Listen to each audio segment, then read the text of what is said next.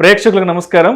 August 12, 13 తారీఖుల్లో అంటే శనివారం, ఆదివారం ప్రముఖ personal finance professionals Rajeshwar Reddy గారు, చారి గారు సేవింగ్స్ టు సక్సెస్ అనే ఫైనాన్షియల్ మేనేజ్మెంట్కి సంబంధించిన ఆన్లైన్ ట్రైనింగ్ సెషన్ను కండక్ట్ చేయబోతున్నారు. ఆసక్తి ఉన్నవారు ఈ కింద స్క్రోల్ అవుతున్న నంబర్ కాల్ చేసి వెంటనే మీ రిజిస్ట్రేషన్స్ను పూర్తి చేసుకోగలరు. సార్ నమస్తే సార్, చారి గారు. నమస్తే అండి. సార్ చారి గారు, ఒక సింపుల్ క్వశ్చన్ అడుగుదాం అనుకుంటున్నా ఈ ఎపిసోడ్లో. ఎందుకు మెజారిటీ ఆఫ్ పీపుల్ స్టాక్ మార్కెట్లో నష్టపోతుంటారు, లేదంటే డబ్బు పోగొట్టుకుంటుంటారు? అంటే స్టాక్ మార్కెట్లో రెండు రకాల ఇన్వెస్టర్స్ ఉన్నారండి. అంటే కొన్ని స్టాక్స్లో ఇన్వెస్ట్ చేసి లాంగ్ టర్మ్ వదిలేస్తారు, ఇంకొకరు ట్రేడింగ్ చేస్తారు. యాక్చువల్గా మీరు అడిగిన క్వశ్చన్ ఏంటంటే, ఎక్కువ మంది majority of people 90% of people are losing money in trading. ట్రేడింగ్లో చాలా నష్టపోతున్నారు. That is correct. ప్రాబ్లం ఎక్కడ వస్తుంది అంటే, మీకు మ్యూచువల్ ఫండ్స్ లాంటి ఇన్స్ట్రుమెంట్స్ కంఫర్టబుల్గా మన టైం ఏం స్పెండ్ చేయకుండా ఒక 12 to 15% రిటర్న్ ఆల్రెడీ ఇస్తుంటే, దానిపైన కూడా ఎక్కువ రిటర్న్స్ రావాలి అనడాన్ని దాన్ని ఏమంటారు జనరల్గా? ఆశ అంటారు. ఓకే, అంటే ఇంకొంచెం గట్టిగా చెప్పాలంటే దాన్ని అత్యాశ అంటారండి.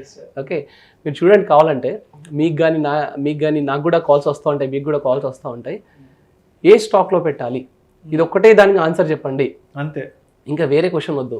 ఏ స్టాక్లో పెట్టాలి? ఫర్ ఎగ్జాంపుల్, మీరు పెట్టిన స్టాక్ మంచిదైతే మీరు మంచివాళ్ళు, మీరు చెప్పిన స్టాక్ లాస్ వచ్చిందనుకోండి, అరే ఏంటి విష్ణు ఇలా చెప్పాడు, డబ్బంతా పోయింది, ఇంతే. అసలు ఎందుకు చెప్పాడు, ఆ కంపెనీ ఏంటి, ఆ కంపెనీ గురించి స్టడీ లేదు, ఏం లేదు, డైరెక్ట్గా వెళ్ళాలి, ఇన్వెస్ట్ చేయాలి. సో వ్యూవర్స్ అందరికీ నేను ఏం చెప్తున్నానంటే, స్టాక్ అనేది ఒక పెద్ద సముద్రం లాంటిది, అండ్ దాంట్లో ఇన్వెస్ట్మెంట్ అనేది దానికి ఒక ప్రాసెస్ ఉండాలి.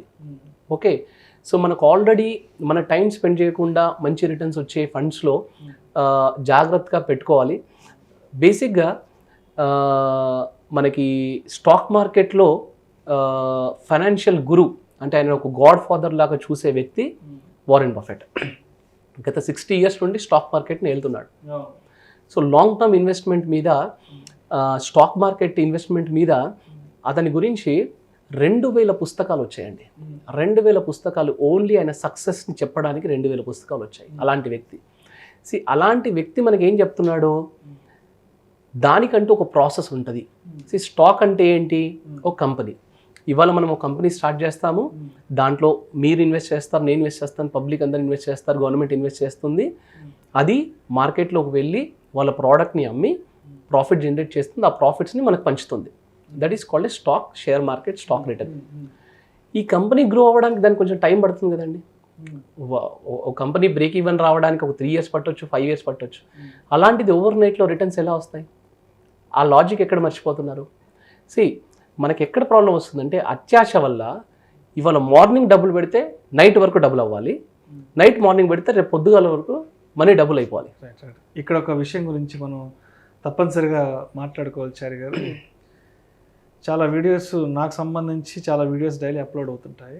చాలా వీడియోస్లో కామెంట్స్ ఏమొస్తాయి అంటే, తొక్కలే నిన్న మొన్నటి మార్కెట్ గురించి మాకెందుకు, రేపు ఏం జరగబోతోంది, రేపు ఏ సెక్టార్ బాగా గ్రోత్ ఉండబోతోంది, లేదంటే రేపు ఏ స్టాక్ బాగా పెర్ఫార్మెన్స్ చేయబోతుంది, మాకు అవి చెప్పండి. మాకు నేను అయిపోయిన మార్కెట్ గురించో లేకపోతే లాస్ట్ మంత్ మార్కెట్ గురించి మాకెందుకు, last 10 years back 20 years back ఈ స్టాక్ ఎంత రిటర్న్స్ వచ్చిందో ఇవంతా మాకు అవసరం లేదు. రేపు నెక్స్ట్ వీక్ ఏ స్టాక్ బాగా పెర్ఫార్మెన్స్ ఇవ్వబోతుంది, ఏ సెక్టర్ బాగా ఫ్రూట్ఫుల్గా ఉండబోతుంది అంటూ ఇలా కామెంట్స్ ఇష్టం వచ్చినట్లు కామెంట్లు రాసేస్తుంటారు. కరెక్ట్. ఇంకొంతమంది ఎలా ఉంటారంటే, ఫర్ ఎగ్జాంపుల్ ఉదాహరణగా మీరు ఒక మార్కెట్ అనలిస్ట్గా ఎగ్జాంపుల్గా తీసుకుంటే, ఇవాళ చారి గారు ఏదో ఒక స్టాక్ గురించి ఒక 100 రూపాయలు అని చెప్పుంటారు, ఇవాళ 100 రూపీస్లో ఉందండి ఈ స్టాక్ అని చెప్పుంటారు.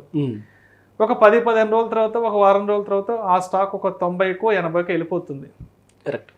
అప్పుడు ఏమంటారంటే, ఆ రోజు ఈయన 100 రూపాయల దగ్గర దీని గురించి డిస్కస్ చేశారు, ఇవాళ 90-80కి వచ్చింది కాబట్టి ఈయనకి ఏం తెలియదు అంటూ ఇలాంటి రకరకాల కామెంట్స్ పెడుతుంటారు సార్. అంటే ఎలా అర్థం చేసుకోవాలి జనాల మైండ్ సెట్ని? అదే నేను ఏం చెప్తున్నానంటే, ఫస్ట్ ఆఫ్ ఆల్ ఈవెన్ మన జీరోదా ఎండి కూడా నితిన్ కామత్ గారు ఏమన్నారంటే, లాస్ట్ 10 yearsలో ట్రేడింగ్ ఎవరైతే చేస్తున్నారో స్టాక్ మార్కెట్లో వాళ్ళు ఎఫ్డి కంటే ఎక్కువ రిటర్న్ కూడా జనరేట్ చేయలేకపోయారని చెప్తున్నా.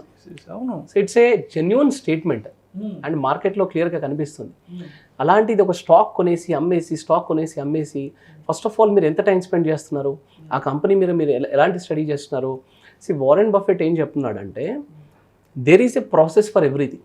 For example you cannot give a birth to the baby in 1 or 2 months అంటాడు ఆయన. దానికి ఒక ప్రాసెస్ ఉంటుంది, 9 months పడుతుంది బేబీ డెలివరీ. ఓకే, అండ్ ఇంకొక స్టేట్మెంట్ ఏం చేస్తాడు, don't test the depth of the water with both of your feet. 2 కాళ్ళు పెట్టి నీళ్ళ లోతు చూడకండి మునిగిపోతారు. ఇవన్నీ చెప్పిన తర్వాత కూడా నేను చాలా కేసెస్ చూశాను, ఇలా ట్రేడింగ్లోకి వెళ్ళిపోయి ఈ లాక్డౌన్ టైంలో అయితే ఇంకా చాలా మందిని చూశాను. సార్ టైంపాస్ గురించి నేను కొన్ని స్టాక్స్ నేను ట్రేడింగ్ చేసి డబ్బులు సంపాదిస్తాను అంటే టైంపాస్ గురించి స్టాక్ ట్రేడింగ్లోకి వచ్చి డబ్బులు సంపాదించేస్తారు.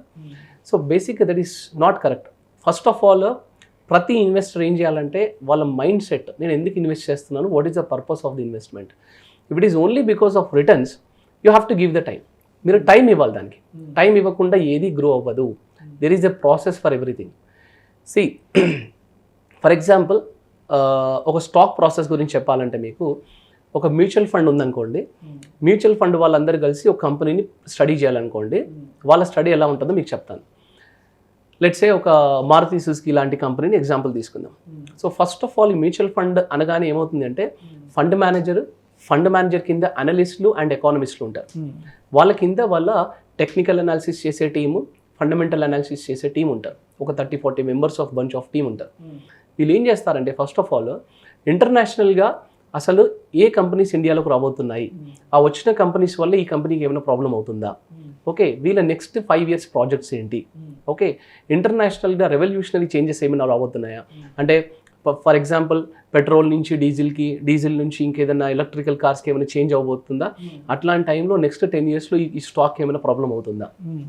ఓకే, తర్వాత ఆ ఎకానమిస్ట్ రిపోర్ట్ తీసుకుంటారు, తర్వాత మినిస్ట్రీ ఆఫ్ ఆటోమొబైల్స్ వస్తారు, అక్కడ ఒక రిపోర్ట్ తీసుకుంటారు, మీరు నెక్స్ట్ ఏదైనా టాక్సేషన్స్ ఆటోమొబైల్ సెక్టార్స్ మీద ఇది ఇంక్రీజ్ చేయాలనుకుంటారా, ఇలాంటి ఇన్ఫర్మేషన్ అంతా వాళ్ళు ఒకటి తీసుకొని ఒక రిపోర్ట్ చేసుకుంటారు. తర్వాత కంపెనీ దగ్గరకు వచ్చేసి కంపెనీలో ఫండమెంటల్ అనాలిసిస్ స్టార్ట్ చేస్తారు.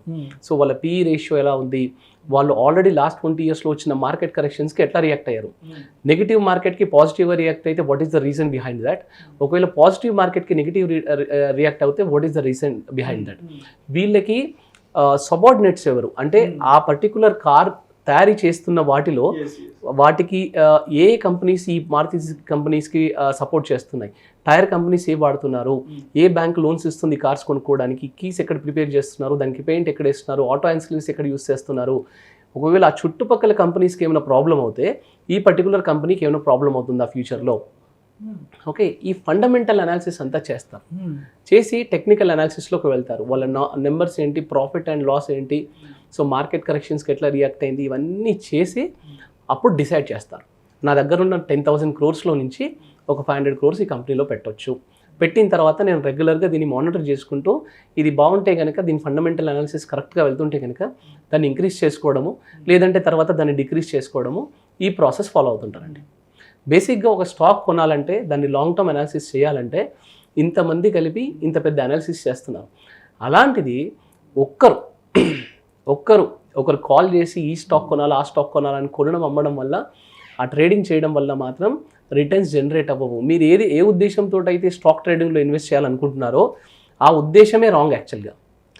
కంపెనీయే రిటర్న్స్ జనరేట్ చేయనప్పుడు ఆ ట్రేడింగ్లో రిటర్న్స్ ఎట్లా జనరేట్ అవుతాయి.